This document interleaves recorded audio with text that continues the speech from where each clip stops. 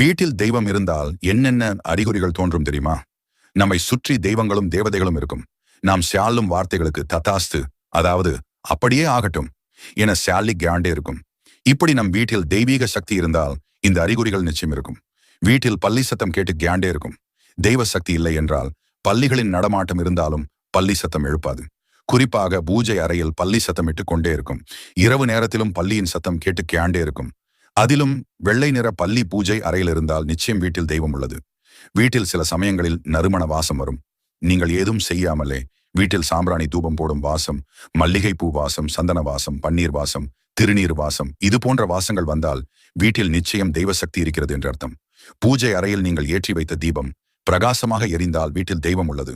தீபத்தின் சுடர் வெள்ளை நிறத்திலேயா, சுடரை சுற்றி வெண்ணிற படலம் பேயான்று தெரிந்தாலேயா தெய்வ சக்தி உள்ளது என்பதை நீங்கள் உறுதியாக நம்பலாம். வீட்டிற்கு ஏதேனும் ஜீவராசிகள் அடிக்கடி வருவது,